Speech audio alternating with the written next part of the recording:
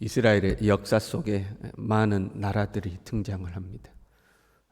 주변국들을 보면 모압과 암몬과 에돔과 블레셋 이런 나라들이 이스라엘을 두르고 있죠.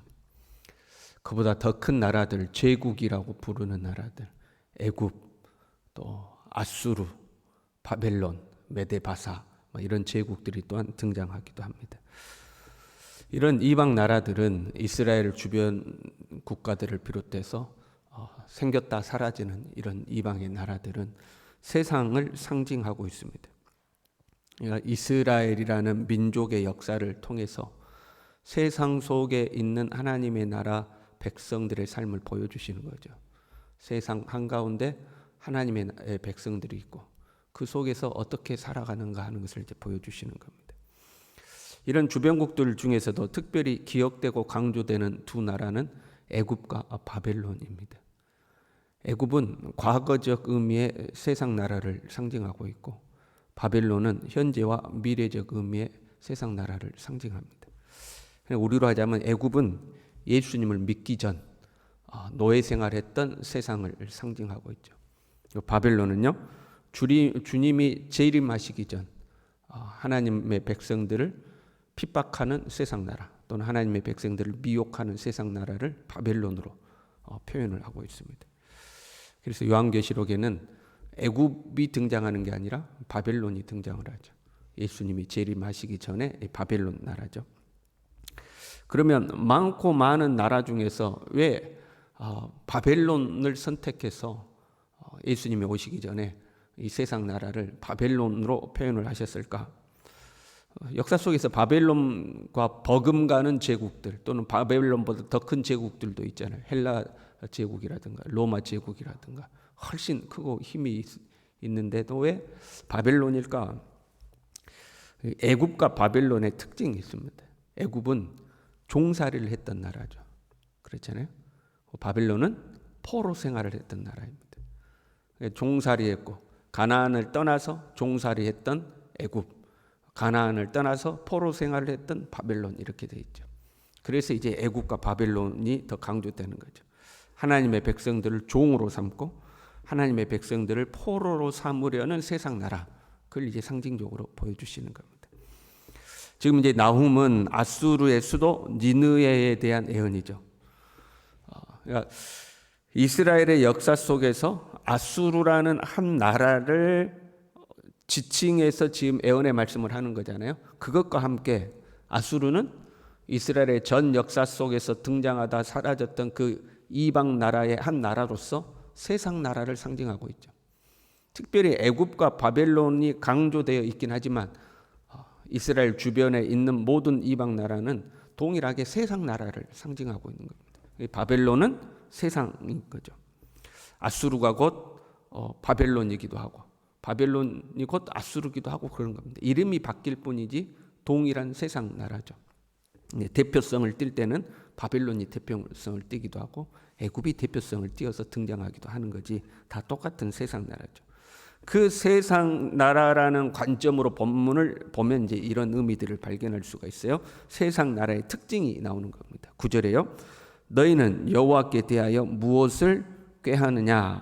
여기서 너희는 아수르죠. 아수르는 뭐라고요? 세상 나라를 말하는 거예요.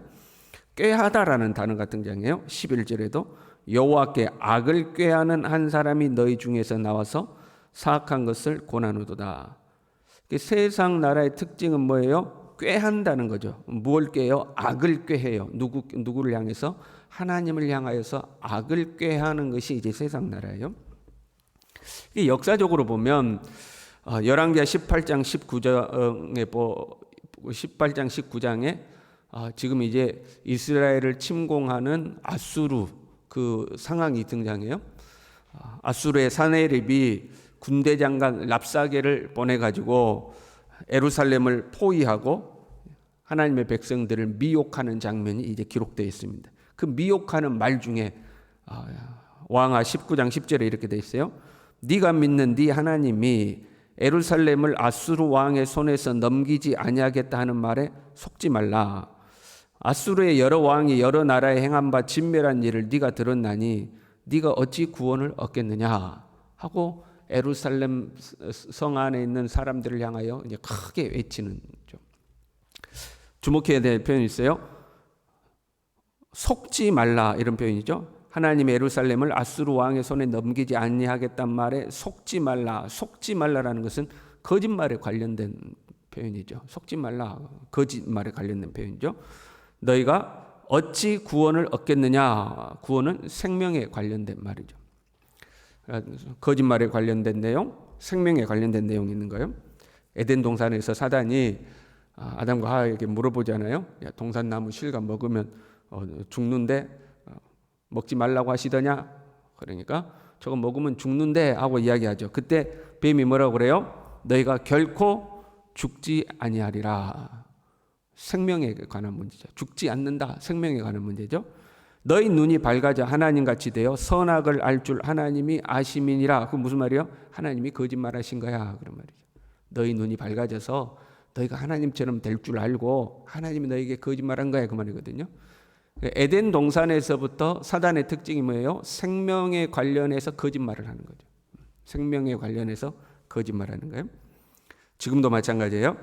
죽지 않을 것이라는 거짓말, 생명에 관련된 거짓말로 성도들을 미혹을 하는 거죠. 너 그렇게 살아도 안 죽어, 괜찮아, 이제 이렇게 하는 거죠. 이 바벨론 나라의 특징, 요한계시록에 등장하는 바벨론의 특징은 화려함이거든요. 왕들이 입는 홍포를 입고 금잔을 들고 각종 보석으로 치장을 하고 이제 바벨론을 그렇게 이제 표현을 하죠. 그 화려함의 특징을 가진 거예요. 그 화려함과 쾌락과 즐거움을 추구하고 살아도 어떻게 된다? 안 죽어. 이렇게 안 죽어. 괜찮아. 남들도 다 이렇게 즐기고 사는 거야. 안 죽어. 괜찮아. 그 세상은 하나님의 사람들을 그렇게 미혹을 한다는 거예요. 야, 새벽에 교회 나오고 주일날 교회 나오고 수요일날 교회 나오고 또 집에 가서 성경 묵상하고 그렇게 안 살아도 돼. 안 죽어. 주일날 한 번만 예배 탁 드리고 나머지는 네 마음대로 살고 놀고 먹고 마시고 즐기고 살아도 안 죽어. 생명에 관련해서 거짓말을 하는 거죠. 그런데 그 세상의 상태를 10절에 이렇게 이야기해요. 가시덤불같이 엉클어졌고 술을 마신 것 같이 취한 그들은 마른 지푸라기 같이 모두 탈 것이거늘. 지금은 괜찮아 보여요. 화려해 보여요. 즐거워 보여요. 그런데 하나님의 심판의 불이 떨어질 때가 있죠. 그러면 우리가 정금 같은 금 같은 믿음을 가진 사람이라면 불이 떨어지면 더 순결해질 겁니다. 불순물들을 다 태워버리고 우리는 순결해질 거죠. 그러나 지푸라기 같은 사람들은 다 불타 없어져 버립니다. 세상이 지금 화려해 보이지만 세상의 실제 상황은 가시덤불 같고 지푸라기 같다는 거예요. 고린도전서 3장 12절부터 이런 말씀이 있어요. 만일 누구든지 금이나 은이나 보석이나 나무나 풀이나 집으로 이 터 위에 세우면 각 사람의 공적이 나타날 터인데 그날이 공적을 밝히리니 이는 불로 나타내고 그 불이 각 사람의 공적이 어떠한 것을 시험할 것임이라. 만일 누구든지 그 위에 세운 공적이 그대로 있으면 상을 받고 누구든지 그 공적이 불타면 해를 받으리니. 하나님이 불로 시험하실 때가 있다는 거예요. 그런데 세상은 지푸라기 같고 가시덤불 같아서 다 불타 없어져 버리는 거예요. 그 안에 금과 같은 보석으로 집을 짓고 하나님 앞에 서 있는 사람은 오히려 더 순결해지겠지만 세상의 그 화려함 쫓아가다가 이래도 안 죽어 그 말에 속아서 쫓아가다가 그렇게 살던 사람은 하나님이 불로 시험하실 때에 다 불살로 없어져 버린다는 거죠. 그러면 하나님이 이런 세상을 좀 빨리 제거해버리면 좋지 않겠어요? 빨리 불타 없애버리면 좋지 않겠어요? 근데 그 바빌론은 예수님이 다시 오실 때까지 존재하죠. 화려한 모습으로 존재하죠. 왜 하나님은 이 세상을 크고 화려한 모습으로 그대로 존재시키는가? 12절에 이런 표현이 나와요. 내가 전에는 너를 괴롭혔으나 다시는 너를 괴롭히지 아니할 것이라. 여기서 내가 너를 괴롭히지 아니할 때 여기 너는 이스라엘을 말하는 거예요. 그러니까 하나님께서 아수르를 통해서 그를 통해 여기 그는 아수르니까 그를 통해서 아수르를 통해서 다른 말로 하면 세상을 통해서 하나님의 백성들을 괴롭혔다는 거예요. 세상은 하나님의 백성을 연단하는 도구인 거죠. 하나님이 하나님의 백성을 세상으로 연단시키는 거예요. 14절에도요. 내가 네 신들의 집에서, 여기서 너는 아수르를 말하는 거예요. 아수르의 신들의 집에서 새긴 우상과 부은 우상을 멸절하여 네 무덤을 준비하리니 이는 네가 쓸모없게 되었음이라. 더 이상 아수르 너 쓸모없다 그 말이에요. 더 이상 너 아수르 쓸모없다. 그전에는 내가 아수르 너를 통해서 내 백성들을 괴롭히는 도구로 사용했는데 이제는 더 이상 쓸모없으니까 너 싹 쓸어 없애버리겠다. 이제 이런 의미거든요. 하나님께서는 이방 나라를, 세상 나라를 막대기로 들어서 하나님의 백성들을 때리실 때가 있죠. 우리가 이스라엘 역사를 보면 그렇잖아요. 사사시대부터 보면 하나님의 백성들이 하나님을 떠나면 주변 국가를 들어서 하나님의 백성들을 때리고 돌아오면 또 하나님이 평안하게 해주시고 또 그러다가 또 헛짓거리 하면 이방 나라를 또 들어서 때리고 이러잖아요. 하나님께서 이방 나라를 막대기로 들어서 사용하시다가 더 이상 너 이제 쓸모없다 그럴 때는 불로 던져버리는, 그 부지깽이 같은 이방 나라를 불로 던져서 불살라 없애버린다 하는 거죠. 뿐만 아니라, 그러니까 막대기로 들어 사용하실 뿐만 아니라 하나님은 그 이방 나라를 통해서 하나님의 사람들을 테스트를 하시죠. 애굽을 힘있게 만들어 놓으셔. 그래 놓고 하나님의 백성들이 그 힘있는 애굽의 나라를 보고 애굽으로 가는지, 그럼에도 불구하고 하나님을 의지하는지 테스트를 하는 거죠. 바벨론을 화려하게 만들어 놓으셔 하나님. 그래 놓고 하나님의 사람들이 그럼에도 불구하고 하나님을 의지하는지, 아니면 바벨론의 화려함에 미혹되어서 야 하나님이 뭐고 다 필요 없다. 저 봐라, 저 큰 세상을 봐라. 쟤들은 하나님을 안 믿고도 얼마든지 저렇게 화려하게 살지 않느냐. 가자 우리도 바벨론으로. 그렇게 가는지, 하나님은 그 세상을 들어서 하나님의 사람들을 테스트를 하시는 거죠. 여러분 간혹 가다 그런 마음 들 때 있지 않아요? 좀 속상할 때. 예수 믿는 우리는 이렇게 사는데 예수 안 믿는 사람들이 훨씬 잘 사는 것 같아. 훨씬 부자로 살고, 훨씬 멋지게 살고, 훨씬 화려하게 살고. 하나님, 우리가 하나님 믿으니까 우리가 좀 더 잘되게 해주셔야지. 하나님은 우리보다 막 세상이 더 잘되게 해주시는 거, 뭐 그렇게 생각될 때 있지 않습니까? 우리를 그런 세상 가운데 두신 것은 하나님이 우리의 믿음을 테스트하고 검증하시는 거죠. 신명기 13장 3절부터 보면 이런 말씀이 있어요. 너희 중에 선지자나 꿈꾸는 자가 일어나서 이적과 기사를 네게 보이고 그가 네게 말한 그 이적과 기사가 이루어지고, 말한 대로 이제 이루어지는 거죠.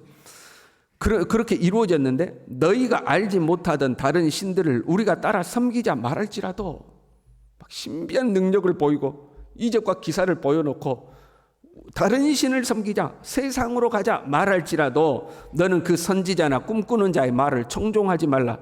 이는 너희 하나님 여호와께서 너희가 마음을 다하고 뜻을 다하여 너희 하나님 여호와를 사랑하는 여부를 알려하사 너희를 시험하심이라.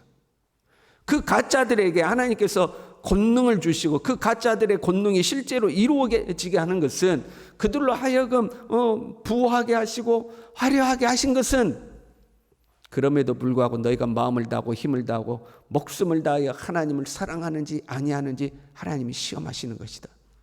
그러니 그거 보고 따라가지 말라 하는 거죠. 세상은요, 그 쓸모가 다하면 버림받고 심판을 받죠.